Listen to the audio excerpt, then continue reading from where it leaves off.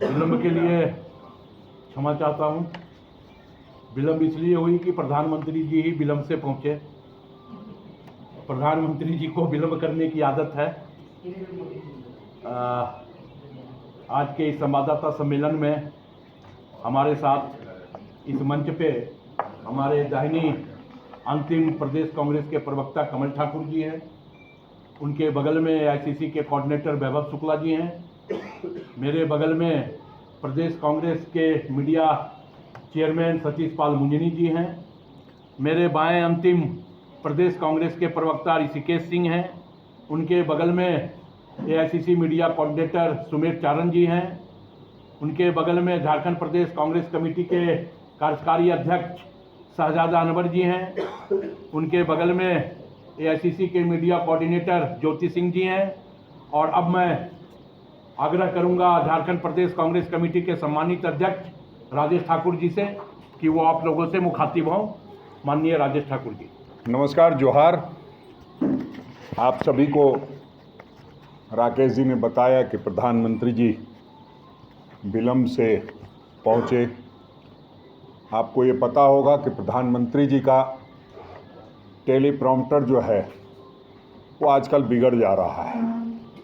पिछले दिनों देखा आपने किस तरह से टेलीप्रॉम्प्टर के कारण एक घटना घटी और उसमें उन्होंने जो आदरणीय राहुल गांधी जी बराबर अडानी और अंबानी के बारे में कहते हैं, उन्होंने भी कह दिया।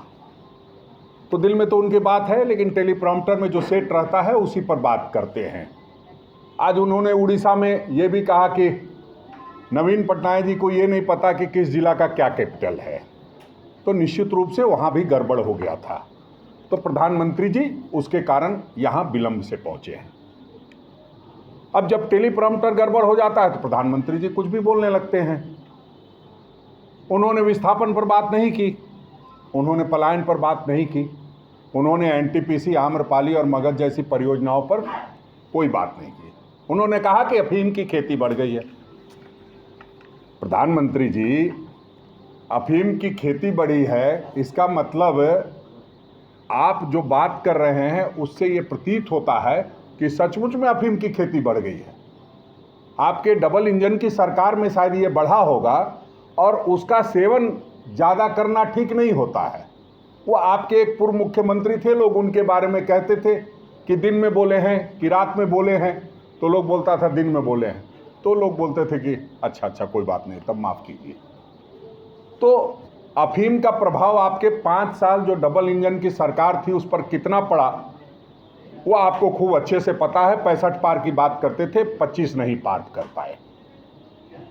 एक बार फिर से आप इधर उधर की बातें कर काफिला क्यों लूटा ये बताना नहीं चाहते। ये आप नहीं बताना चाहते कि अडानी अंबानी का जो पैसा टेम्पो से जा रहा है वो कहां जा रहा है। ईडी उनके यहां आप नहीं भेजते। मुझे तो उम्मीद थी कि प्रधानमंत्री जी यहां आने से पहले अडानी अंबानी के यहां छापे मरवा के आएंगे, तभी सीना ठोक के कुछ कह पाएंगे। लेकिन वो टेलीप्रॉम्प्टर की गड़बड़ी ने ऐसा कर दिया है कि अब उस पर भी वो कुछ ज़्यादा नहीं बोल रहे हैं। छापों पर बेरोजगारी, भय, भूख, भ्रष्टाचार, इस पर वो कोई बात नहीं करते। वो ये नहीं बताते कि चतरा में जो उनका सांसद था उसको किस परिस्थिति में उन्होंने बाहर किया। ये बताना चाहिए ना कि पिछले 10 वर्षों ने उस सांसद ने कुछ भी नहीं किया और वो भारतीय जनता पार्टी का सांसद था। पलामू में भारतीय जनता पार्टी का सांसद था, वो कुछ भी नहीं किया। लेकिन पता नहीं चतरा वाले में क्या गड़बड़ी दिखाई और पलामू वाले में क्या सही दिखाई दिया। दोनों जगह वही हालत थी। तो आप अपने सांसद के किए गए कार्यों को नहीं बता सकते हैं क्योंकि आपने खुद से उसको रिजेक्ट कर दिया और आपने ये मान लिया कि आपके सांसद ने कुछ नहीं किया है। जो हालात बने हुए हैं